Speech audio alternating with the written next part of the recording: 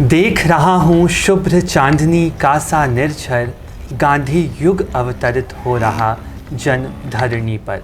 गांधीवादी कवि सुमित्रानंदन पंत जी की ये पंक्तियाँ एक उम्मीद दिलाती हैं कि कभी न कभी एक बार फिर से गांधी विचार हमारे समाज में सभी के मन में समाएगा और फिर से महात्मा गांधी के रामराज्य की जो कल्पना थी वो सही साबित हुई दिखाई देगी। नमस्कार, मैं हूँ विशाल पांडे और आप देख रहे हैं चकाचक एक्सप्रेस। चकाचक एक्सप्रेस की खास प्रस्तुति है कस्तूरी, जिसमें हम साहित्य, कला और संस्कृति के विविध पहलुओं पर बात करते हैं।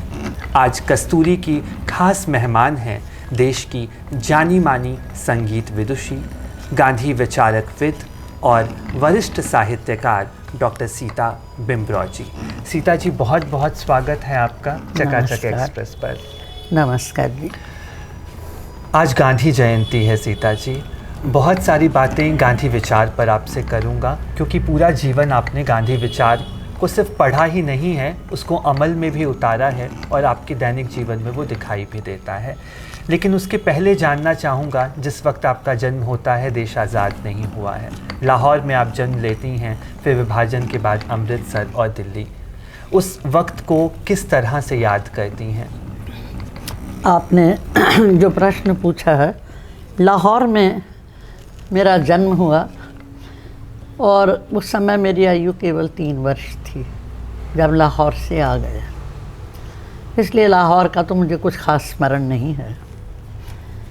हो गया इतना ज़माना कि छोटी छोटी बातें तो मुझे याद नहीं हैं।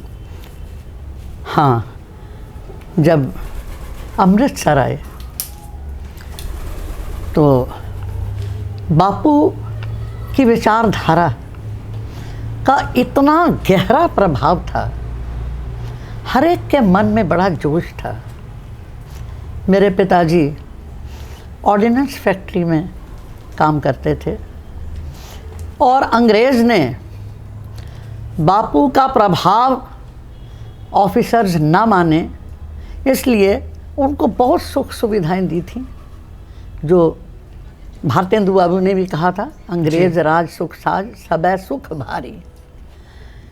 बहुत 1000 गज की कोठी हमें मिली हुई थी, मेरे पिताजी को। माली मुफ्त, बच्चों की शिक्षा मुफ्त, बहुत मौज दे रखी थी।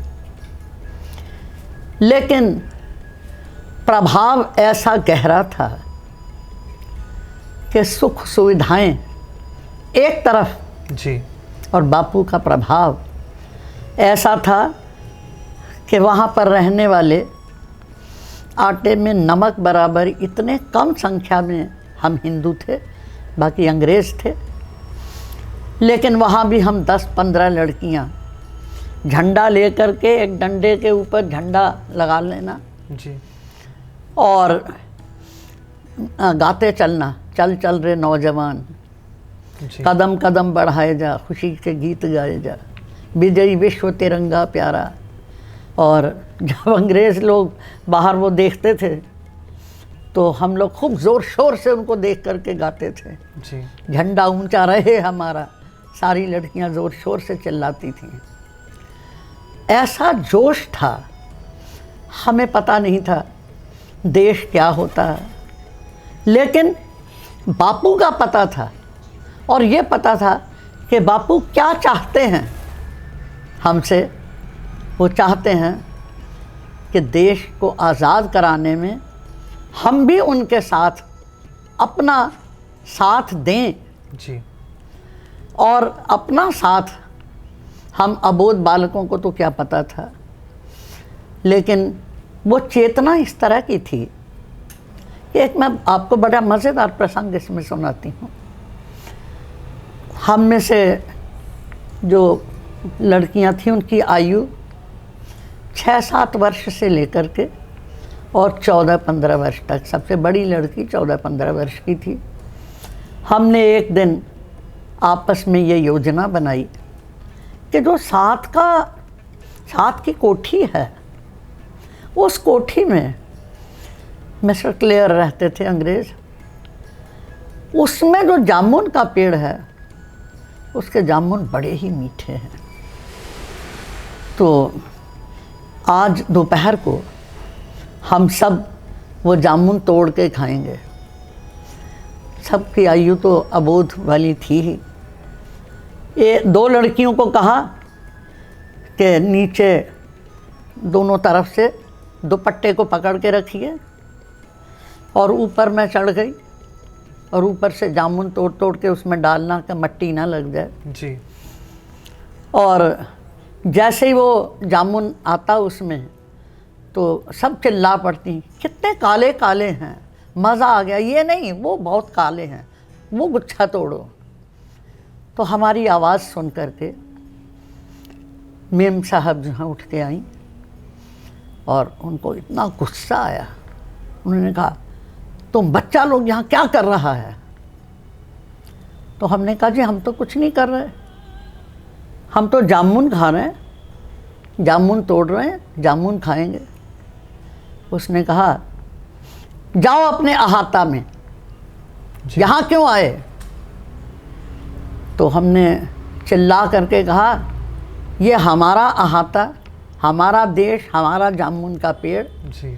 आप जाइए अपने अहाता में। आपका अहाता तो इंग्लैंड है। जी। तो उन्होंने कहा, ब्लडी फूल, आने दो तुम्हारे पापा को और हम बताएगा उनको। तो उससे पहले कि वो रुखसत होती, उसने कहा कि तुम लोगों को ये सब किसने सिखाया है? तो सब ने चिल्ला करके कहा, 14-15 लड़कियां थीं, चिल्ला करके कहा, गांधी जी ने। जी। तो उसको भी थोड़ी सी हंसी आ गई। लेकिन कुछ ऐसा हुआ कि जो हमने कहा था आप जाइए अपने अहाता में, उसके 15-20 दिन के बाद ही देश की आज़ादी का ऐलान हो गया और उनको इंग्लैंड जाना पड़ा। बाल मन में जो प्रभाव पड़ता है गांधी जी का, और उस समय स्वतंत्रता आंदोलन की एक लहर चल रही है और बच्चे, बूढ़े, स्त्री, पुरुष सब प्रभावित हैं महात्मा गांधी से, तो ये बाल मन क्यों न प्रभावित होता। बहुत सुंदर सी बात है जो आपने साझा की। मैं थोड़ा सा आगे बढ़ता हूँ और फिर आपकी शिक्षा दीक्षा पर आता हूँ। जितना मैंने पढ़ा, आपने संगीत शिरोमणि भी किया और फिर PhD और फिर दिल्ली विश्वविद्यालय में एक लंबे समय तक, लगभग 32 साल तक आपने दिल्ली विश्वविद्यालय में पढ़ाया। उसके बारे में थोड़ा सा जिक्र करें कि संगीत के साथ साथ साहित्य और फिर गांधी विचार किस तरह से आगे बढ़ता रहा और युवाओं में आप किस तरह से भरती रहीं वो जोश। जहाँ तक जोश की बात है जी, मैं हैरान हूँ कि जब एक छोटे से बालक के मन में बापू का ये प्रभाव था, उस समय भी वामपंथ आज तो चरम पर है जी, वो भी काम कर रहा था। और देश की आज़ादी को प्राथमिकता देने के स्थान पर वामपंथी विचारधारा के लोग हमें गाने सिखाने आते, और वो गीत जो सिखाते थे जी, वो आर्थिक समानता के होते थे। देश की गरीबी दूर होनी चाहिए, आर्थिक समानता दूर होनी चाहिए, तो साम्यवाद के ये गाने सिखाए जाते। और वो आती थी कोठियों में और आकर के और हमें कहती थी ये गीत गाइए। जी। लेकिन बापू का प्रभाव उसी प्रकार था जैसे सूर्य के सामने छोटे नक्षत्र जो हैं वो अपनी आभा भास्वर नहीं कर पाते। जी। बापू का ऐसा प्रभाव था कि हम चरखे के गीत, देश पर कुर्बान होने के गीत जी, वो गाते थे। और हर एक के मन में होता था कि अखबार पढ़ना नहीं आता था, लेकिन एक दूसरे से छोटी लड़कियां बड़ी लड़कियों से पूछती थी, बापू ने क्या कहा है, हमें क्या करना चाहिए। आज किसी के मन में यह चीज़ नहीं है। जी। बापू महान त्यागी थे और एक एक पल उन्होंने देश के लिए अर्पित किया हुआ था। विश्व मानव को सुखी करने के लिए लगा रखा था। और फिर मैं आपको बड़ी एक महत्वपूर्ण बात बताऊं कि इन कोठियों में जहाँ हम लोग रहते थे वहाँ कुछ मुस्लिम भी परिवार थे। जो मुस्लिम परिवारों की लड़कियाँ थीं, हिंदू मुसलमान कोई भेदभाव नहीं था। ये बापू का इतना बड़ा योगदान था, सबको देश का पता था। वहाँ पर वो एक बहुत बड़े कांग्रेसी नेता थे, डॉक्टर किचलू जी, उनका इतिहास में भी नाम है। उनकी एक बेटी और एक बेटा, हजरा बेगम और शफीक, तो उसको टॉफ़ी कहते थे बच्चे जी। तो वे भी पूरे खादी के कपड़े पहनते थे, बुर्का भी खादी का। आज हम किसी बच्चे को कहें खादी पहनने के लिए, वो पहनने को तैयार नहीं है। बिल्कुल, क्योंकि बापू के समान ना कोई त्यागी है, ना प्रभावशाली है, ना उनको देश से प्रेम है, ना उनको मानव से इतना प्रेम है। सीता जी, लंबे वक्त तक आपने विश्वविद्यालय में पढ़ाया भी है, तो आपको क्या लगता है कि विश्वविद्यालय के जो शिक्षक हैं वो उनकी भी कहीं ना कहीं कोई गलती है, या किस तरह से वो बच्चों को नहीं बना पा रहे हैं, गांधी प्रभाव उन पर नहीं पड़ रहा है? क्या कुछ कहना चाहेंगे इसके बारे में? बिल्कुल, देखिए आपने जो सवाल पूछा है, मैं नहीं जानती। सेंट स्टीफेंस में थम्पू वहाँ के प्रिंसिपल रहे हैं बरसों, अब तो सेवानिवृत्त हैं वे। तो उन्होंने कहा कि सेंट स्टीफेंस कॉलेज में पहले गांधी दर्शन समिति की स्थापना हुई थी जी। मुझे नहीं पता, लेकिन उनका कोई भी ज़्यादा दिल्ली विश्वविद्यालय में प्रभाव नहीं था। जहाँ तक मुझे स्मरण है, मैं 1966 में कमला नेहरू कॉलेज में मेरी नियुक्ति हुई और पहली मैं थी जिसने गांधी दर्शन समिति की स्थापना की जी। उसका एक बहुत बड़ा कारण यह है कि स्वाधीनता सेनानी बाबा लाल सिंह जी मेरे गुरु थे और 31 बरस उनके पास रह करके मैंने गांधीवाद की शिक्षा, गांधीवाद को जीना सीखा। शिक्षा ही नहीं ली, गांधीवाद को जीना सीखा उनसे। तो उन्होंने गांधी दर्शन समिति की स्थापना करने का मुझे प्रोत्साहन दिया। मैंने जब गांधी दर्शन समिति की स्थापना की, उसमें कविताओं में गांधी, गीतों में गांधी, मौलिक कविताओं में गांधी, शास्त्रीय संगीत में गांधी, सुगम संगीत में गांधी, चित्रकला में गांधी, इस तरह से इतनी प्रतियोगिताएं आयोजित करती रही मैं। गांधी दर्शन समिति में संगीत भी आ गया, साहित्य भी आ गया।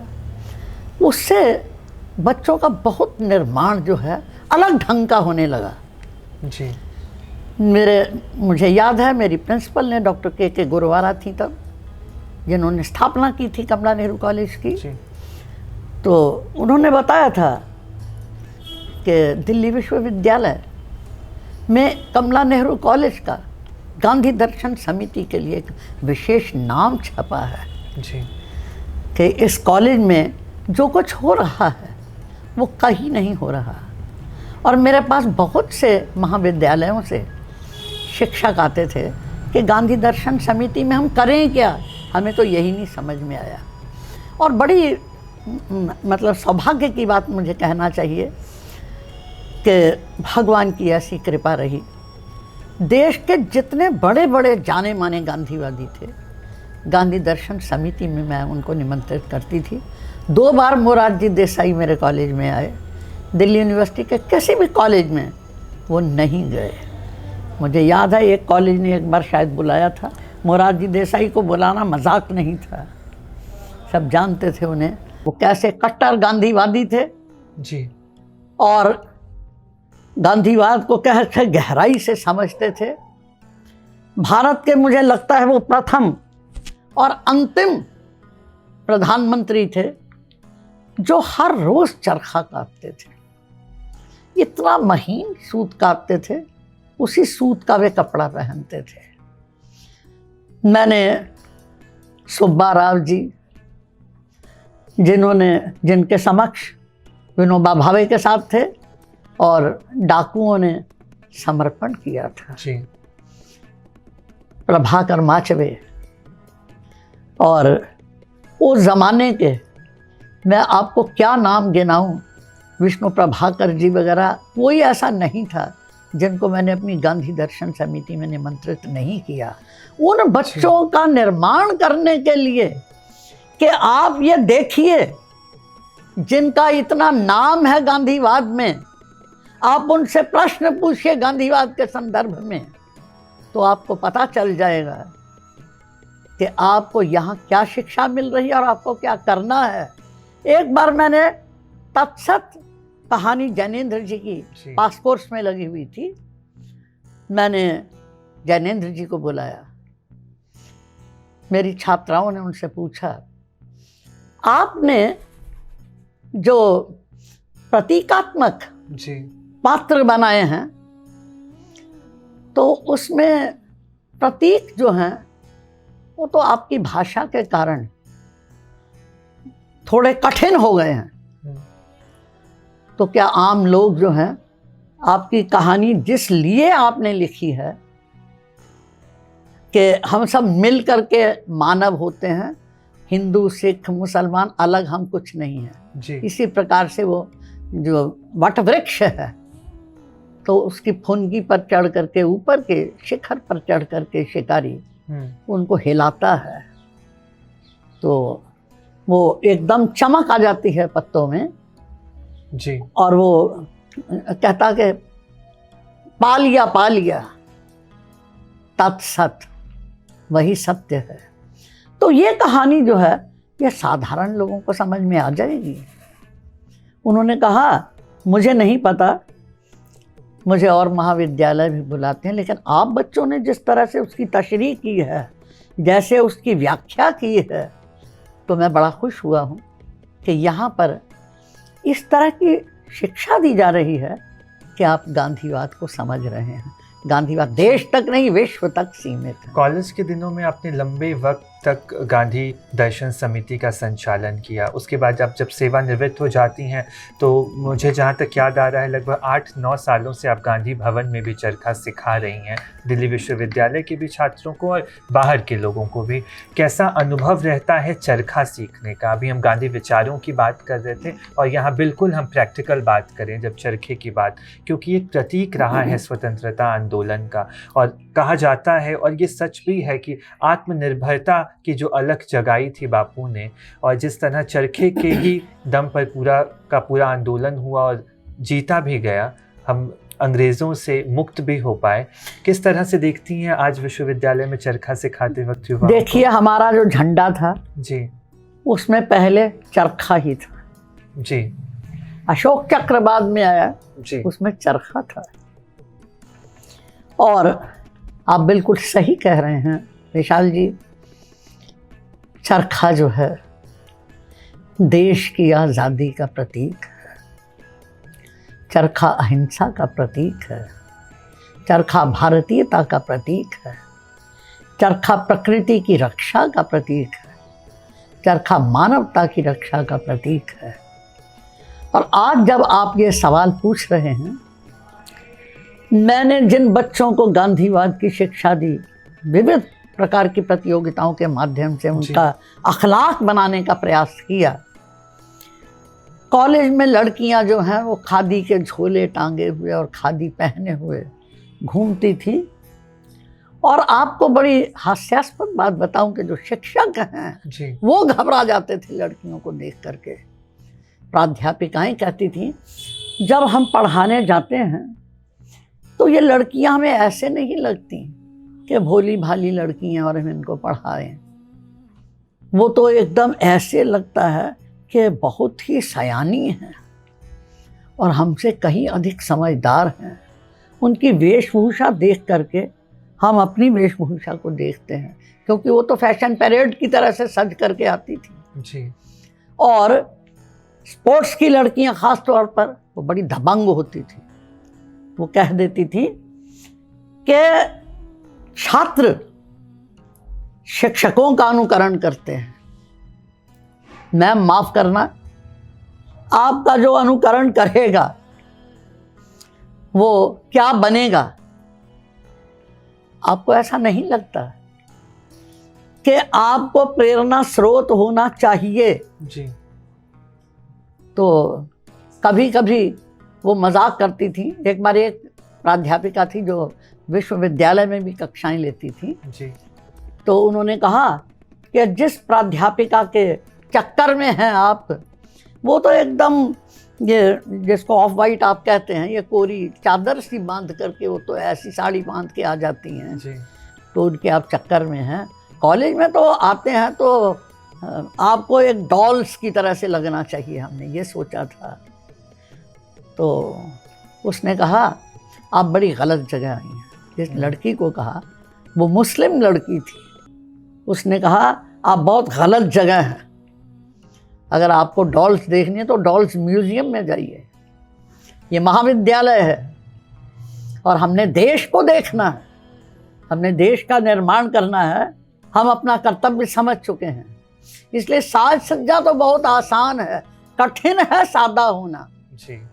तो ज़रा आप सादा होके तो देखिए, फिर आप कहिएगा हमारी दीदी को। मैं विदेशी संबोधन मैडम नहीं कहलवाती थी तो वो मुझे दीदी ही बोलती थी, तो आप दीदी को तब कुछ कह सकती हैं क्योंकि सरल मार्ग आपने पकड़ा है।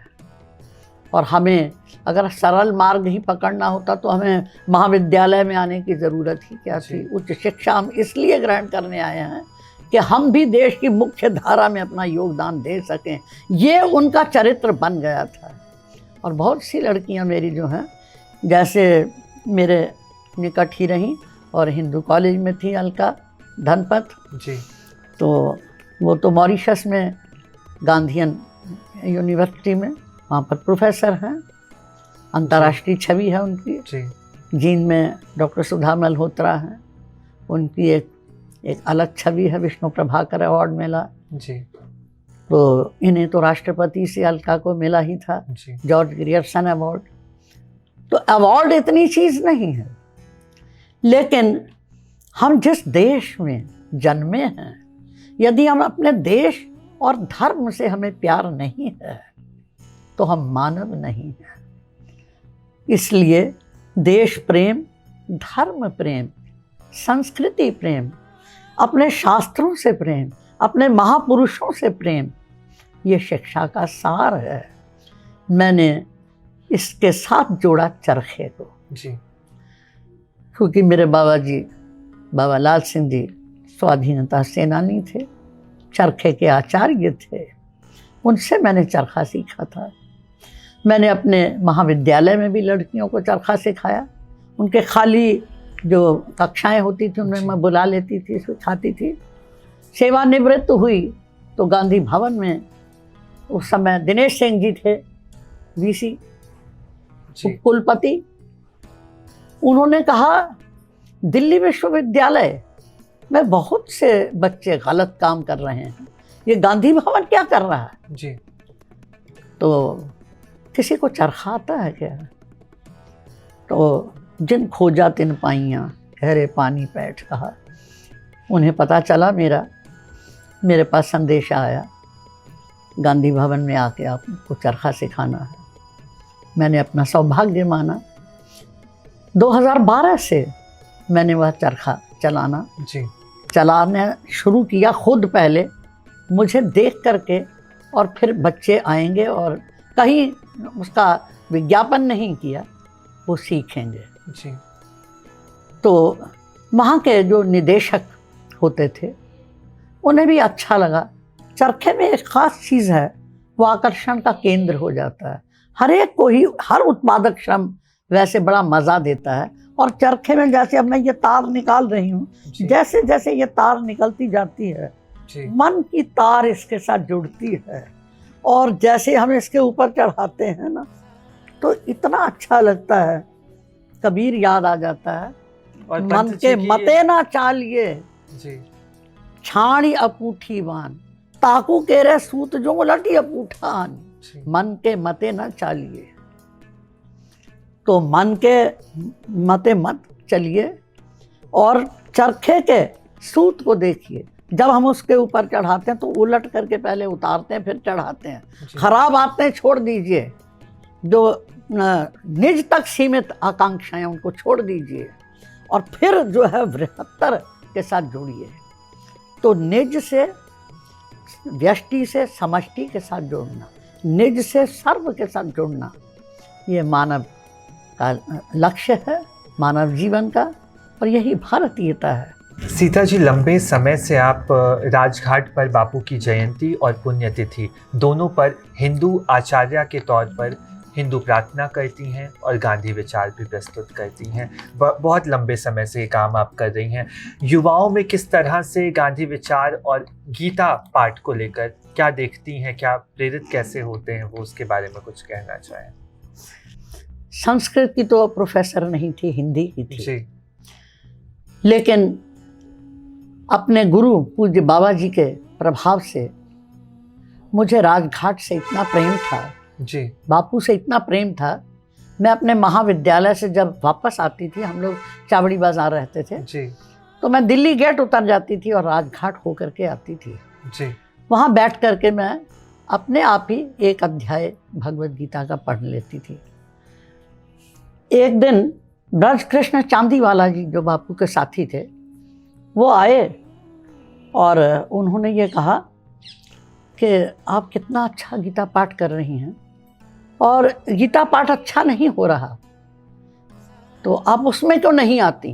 मैंने कहा नहीं, वो तो सीधा प्रसारण होता है और मेरा उच्चारण पता नहीं सही है या नहीं है। जी। उन्होंने कहा किसने कहा सही नहीं है? मैं बापू का साथी हूँ और मैं कह रहा हूँ, आप आइए।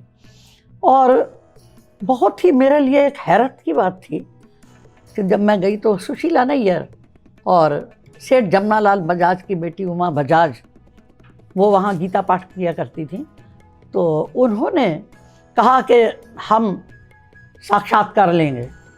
उन्होंने कहा ज़रा इनको बुलाइए और हम देखें।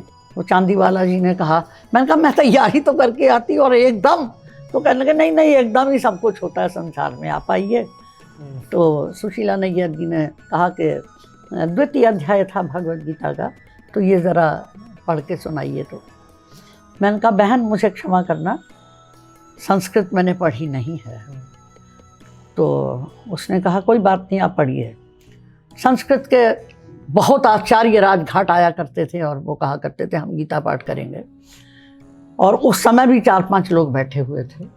उन्होंने उन सबसे सुना, फिर मुझे कहा, मैंने जैसे ही पढ़ा तो उसने कहा इसमें तो गलती ही नहीं है, झूठ बोलती हो कि तुमने संस्कृत नहीं पढ़ी हुई। मैंने कहा जी मैं झूठ नहीं बोलती, मैं सच कह रही हूँ। तो कहने लगी कि आपको संगीत आता है? मैंने कहा जी हाँ, संगीत तो मैंने सीखा है, मैंने दिल्ली विश्वविद्यालय से संगीत शिरोमणि किया है, उस्तादों से भी संगीत सीखा है। कहने लगी तभी तुम्हारा तरन्नुम नहीं टूटता, और समस्त पद टूट जाए तो ये पाठ सही नहीं होता। तो मेरा चयन हो गया। मैंने वहाँ गीता पाठ शुरू किया जी। उन बहनों के साथ, और ऐसा लंबा समय चलता रहा।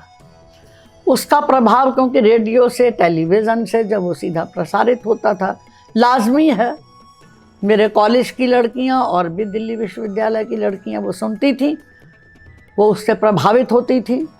कॉलेज की प्रार्थनाओं में भी वो कहती थी हम गीता पाठ करेंगे जी। भगवत गीता के संबंध में मुझसे वो सवाल करती थी। इस प्रकार से बच्चों का चरित्र निर्माण जो प्रार्थना के साथ जी। उसका ताल्लुक जुड़ा, और फिर जो संगीत है उसके कारण ही जी।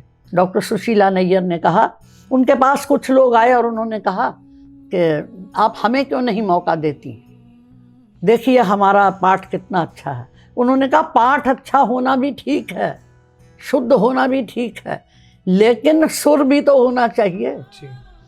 तो यहाँ सुर भी है और पाठ शुद्धि भी है।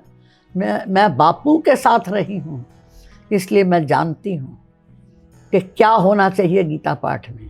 अभी युवाओं को जो प्रेरणा मिलती है और वो प्रार्थना भी फिर कॉलेज में करते हैं, और जो मुझे जितनी जानकारी है सीता जी अगर सही हूँ तो कमला नेहरू ही पहला और अंतिम कॉलेज भी रहा जहाँ प्रार्थना होती थी। जी, और विशाल जी कमाल की बात यही है कि वहाँ प्रार्थना जो है जब से मैंने शुरू की, जब मैं गई पहले ही दिन तो वहाँ प्रार्थना हो रही थी, where the head is held high. तो मैंने अपनी प्रिंसिपल से पूछा कि यहाँ पर हिंदी संस्कृत विभाग जब हैं तो अंग्रेजी में प्रार्थना क्यों हो रही है। उन्होंने कहा अगर ऐसी बात है तो क्या आप प्रार्थना करेंगी। मैंने कहा मैं तैयार हूँ। कहने लगी ठीक है, कल से आप प्रार्थना करेंगी।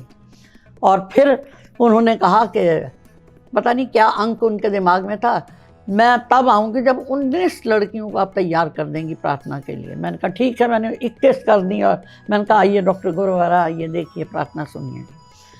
तो प्रार्थना में हम रविन्द्रनाथ ठाकुर का भी और रामचरितमानस से भी ये सब कुछ ही मैं रखती थी।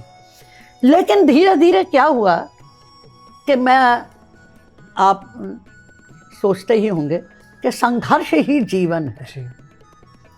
धर्म क्षेत्र कुरुक्षेत्र समवेता युयुत्सव, भगवद गीता का जो पहला श्लोक है उसके मुताबिक ही वहाँ पर मैं ईर्ष्या का शिकार हुई। जो बंगाली टीचर्स थी, प्राध्यापिकाएं मिल करके उन्होंने कहा कि ये तो सांप्रदायिक हो गई प्रार्थना, यहाँ रामचरितमानस का पाठ क्यों हो प्रार्थना में। मैंने कहा जब मैं रविन्द्रनाथ ठाकुर की अंतर्मम विकसित करो करती हूँ प्रार्थना, तब तो आपको बड़ा अच्छा लगता है। मानस के पाठ से आपको कैसे लगा कि मैं संप्रदायवादी हूँ। और संप्रदायवादी होना भी बुरा नहीं है, क्योंकि बापू ने ये कहा है मैं हर जन्म में हिंदू होना चाहता हूँ, क्योंकि मेरा दर्शन सारे दर्शनों से, सारे धर्मों से गहरा है। तो मुझे फख्र है इस पर। और जब तक मैं कॉलेज में रही तब तक प्रार्थना होती रही। मुझे बाद में पता चला, मैं गई और प्रार्थना बंद हो गई जी। अब वहाँ प्रार्थना नहीं होती जी। और अब प्रार्थना वहाँ पे नहीं होती है। और एक और प्रश्न इसी तरह का मेरे मन में आ रहा था सीता जी, आज युवाओं में गांधी को लेकर बहुत सारी भ्रांतियां हैं। लगातार एक तरह से जो विरोध कहते हैं गांधी विचारों का और महात्मा गांधी का, वो हो रहा है। तो ये युवाओं में जिस तरह का प्रचलन अब हो गया है, सिर्फ विरोध करना, विद्रोह करना गांधी के विचारों का, किस तरह से उसको देखती हैं, क्या कमियां रह गई हैं? बहुत अच्छी बात आपने सवाल पूछा है।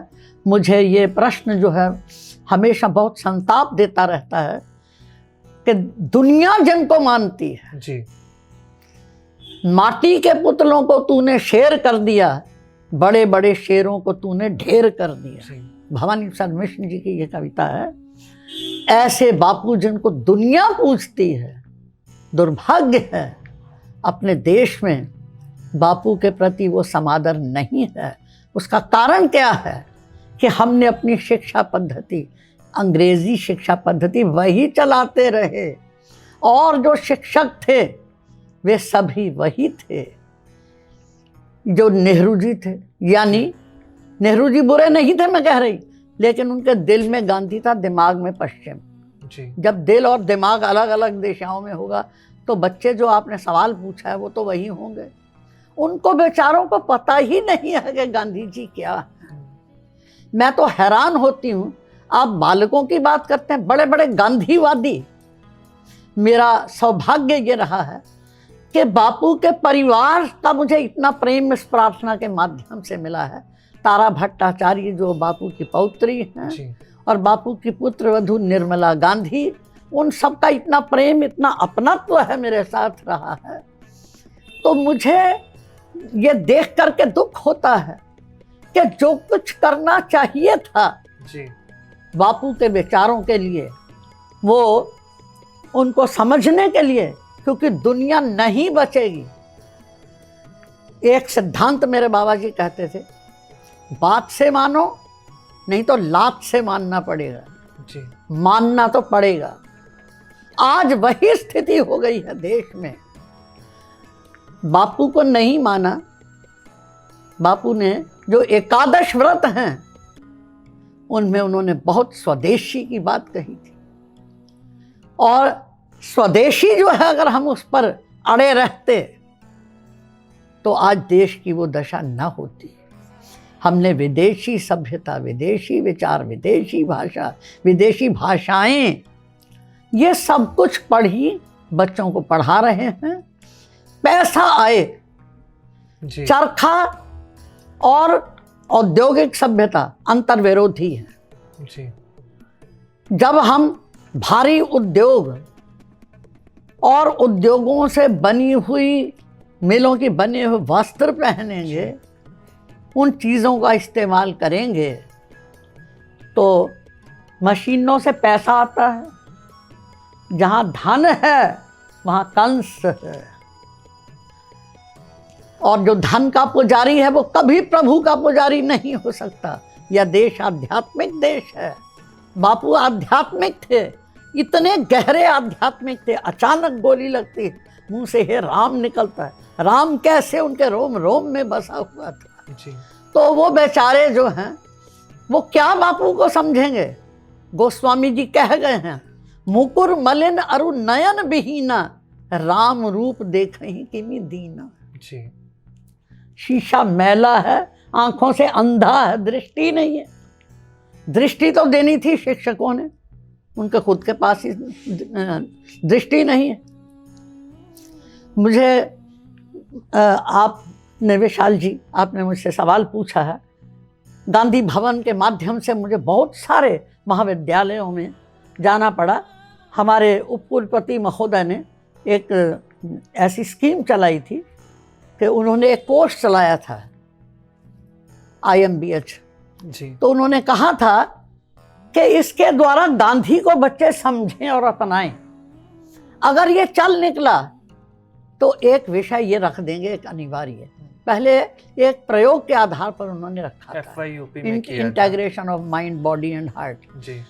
तो उसके तहत मुझे 17 कॉलेजेस में एक साल में बुलाया गया। जी। मैं जिस जिस महाविद्यालय में गई, आपने अभी अभी ये प्रश्न पूछा है, उस महाविद्यालय में मैं बोल करके बापू पर मैं विविध प्रसंगों पर बोलती थी। जब मैं चलने लगती थी, बाहर तक निकल आती थी, तब तक बच्चे सवाल करते ही रहते थे, बापू के संबंध में हमें तो किसी ने ये बताया ही नहीं, और बताइए।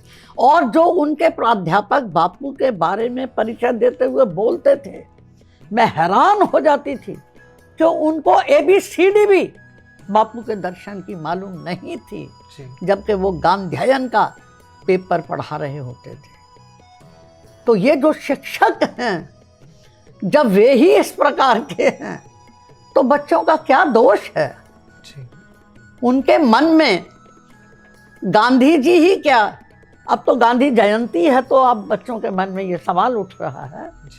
उनके मन में अपने शास्त्रों के प्रति, अपने भगवान के अवतारों के प्रति, भगवान राम एवं भगवान श्री कृष्ण के प्रति आस्था नहीं है। वे अनीश्वरवादी हो गए और नास्तिक होना देश का सबसे बड़ा दुर्भाग्य है। सीता जी, आज समाज और युवाओं की स्थिति को देख के बार बार लगता है कि गांधी के पुनर्पाठ की ज़रूरत है। आज गांधी जयंती है तो हमारे मन से इस देश के नागरिकों को क्या कुछ कहना चाहेंगी? किस तरह से वो गांधी विचारों को अपने अंदर उतारें, पढ़ें और अपने निजी जीवन में अपनाएं? देखिए, गांधी विचार को उन्हें अपनाना पड़ेगा जी। अगर उनको जीना है तो जीने दो। ये गांधी दर्शन जो है वो भारतीय दर्शन है जी। भारत का दर्शन, भारतीय दर्शन का नवीकरण है गांधी विचार। तो गांधी जी को किस प्रकार से नई पीढ़ी अपनाए जी। जो गांधी दर्शन को जी रहे हैं, शिक्षक उनके संपर्क में आए। अगर उनके अंदर देश के प्रति प्रेम है, पीड़ा है, उनको देखें वो गांधीवाद को कैसे जी रहे हैं। और गांधीवाद को जीना जरूरी है। अगर आप नहीं जिएंगे तो रक्त क्रांति होगी, जैसी अफगानिस्तान में है। जी। कोई भी डकैतों का समाज मिल करके एक राष्ट्र बना रहा है। अभी तक दुनिया के किसी देश ने उनको मान्यता नहीं दी। 15 अगस्त को उन्होंने उसको काबू कर लिया था, अपने कब्जे में ले लिया था। जी। बापू का इतना प्रभाव है आज भी कि दुनिया स्वीकार नहीं कर सकती हिंसा को। आज के ही अखबार में इटली ने मना कर दिया कि जो कुख्यात हैं वो सरकार बनाएं, हम कभी मान्यता नहीं देंगे। और दुनिया के देश जो है वो मान्यता नहीं देंगे। इसलिए अगर हिंदुस्तान को इस प्रकार का बनाना है जैसा अफगानिस्तान की दशा है। क्या दशा है नारी की वहां पर।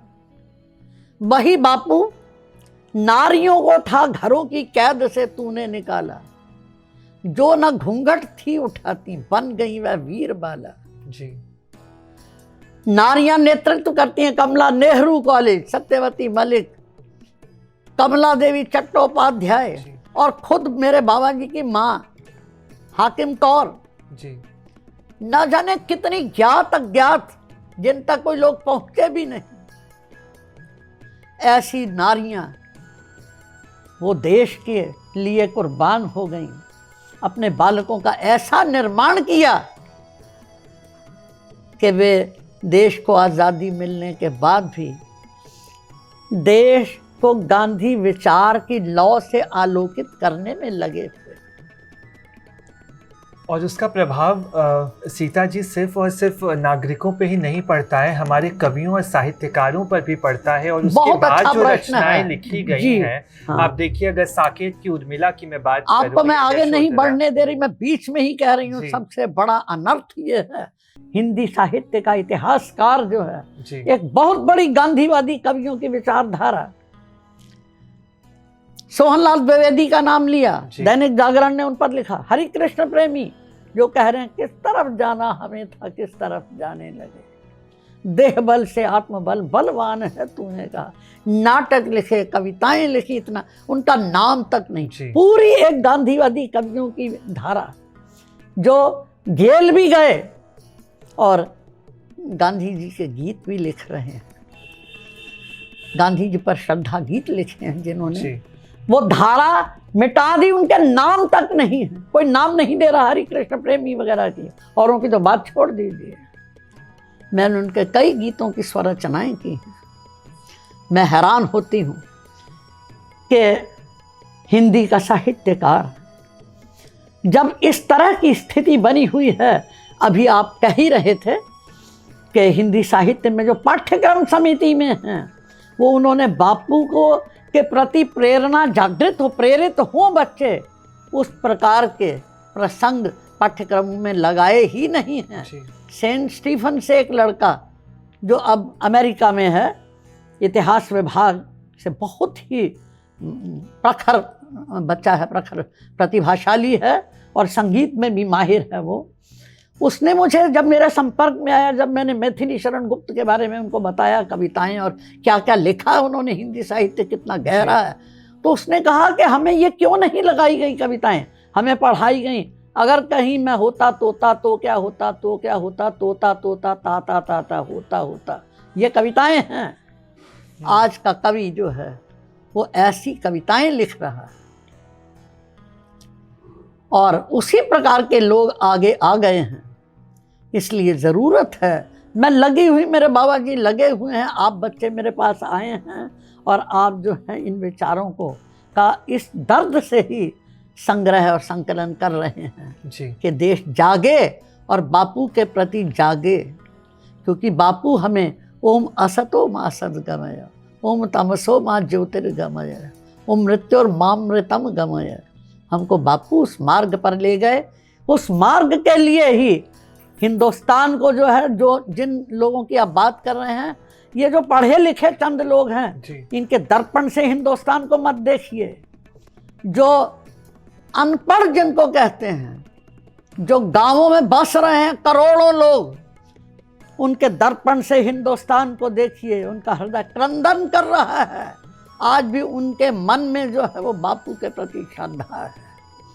मैं CIE उन्होंने मुझे बुलाया था, वहाँ की एक प्राध्यापिका ने, जब मैं चरखा चला रही थी तो चलाते हुए मैं गा रही थी, तो उसने बताया कि बिहार के धुर अंत में जाकर के गांव है, आज भी वहाँ पर मेरी सास चरखा चलाती है और वो गीत गा रहे हैं। आज भी वो बापू को का आवाहन कर रहे हैं, बापू लौटो या देश तुम्हारे बिना नहीं जी पाएगा। हिंदुस्तान का हर हृदय क्रंदन कर रहा है, आवाहन कर रहा है बापू का। आज गांधी जयंती है। शीर्ष पुरुष है दुनिया के, कूटस्थ पुरुष तेरा आसन, सबसे ऊंचा, सबसे महान।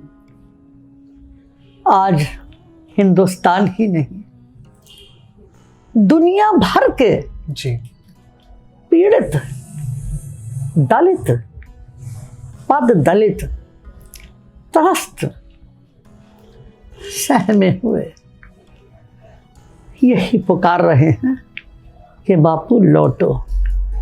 मुझे बच्चन जी की कविता याद आ गई, हो गया क्या सबसे जरूरी दीप का निर्वाण, 100 समस्याएं खड़ी हैं, एक का भी हल नहीं है पास। हरिवंश राय बच्चन जी कह रहे हैं समस्याओं का हल बापू के पास है। इसलिए बापू की जयंती के इस पावन पर्व पर आप सभी बहुत ही मेरे स्नेह के पात्र हैं कि आपके मन में बापू के प्रति श्रद्धा है। जे श्रद्धा संबल रहित नहीं संतन कर साथ, तिन कहूँ मानस अगमति, जे नहीं न प्रिय रघुनाथ। सीता जी बता रही थी कि गांधी सिर्फ बुद्धिजीवियों के नहीं हैं, वो अंतिम जन के हैं। अंतिम जन तक पहुंचे गांधी जी और तब उन्होंने राम राज्य की कल्पना की। आज ज़रूरत है युवाओं में पुनर्पाठ की कि गांधी के विचारों को उनके दैनिक जीवन में लाने के लिए सिर्फ किताबों में ना पढ़ाया जाए, व्यवहारिक ज्ञान की भी बेहद आवश्यकता है। तभी उस राम राज्य की परिकल्पना सच साबित होगी जिसे महात्मा गांधी देखते थे। बहुत सारी बातें अपने जीवन की और महात्मा गांधी के विचारों की आपने हमसे साझा की। मैं उम्मीद करता हूं कि इस मंच पर जो भी युवा हमें सुन रहे हैं या भारत के नागरिक हमें सुन रहे हैं, वो ज़रूर गांधी के इन विचारों से प्रेरित होंगे और एक बार फिर से ये देश अपराध मुक्त होगा। बहुत बहुत धन्यवाद सीता जी। भगवान करे आपकी आकांक्षा की पूर्ति हो, या देश गांधी जी के विचारों को अपनाए बिना नहीं बचेगा, और देश ही नहीं दुनिया नहीं बचेगी। इसलिए यदि कुछ आपने मुझे जो ये मौका दिया बोलने का बापू पर, या मैं कुछ ऐसा प्रेरक कह पाई हूँ, तो मैं आपकी बहुत बहुत धन्यवादी हूँ। और ये विचार जो है इसको अपनाए बिना तो व्यर्थ है सब कुछ, क्योंकि मसीह जीवी होना और चरित्र में आचरणीय होना, ये दो बातें हैं। आचरणीय होना ही महत्वपूर्ण है।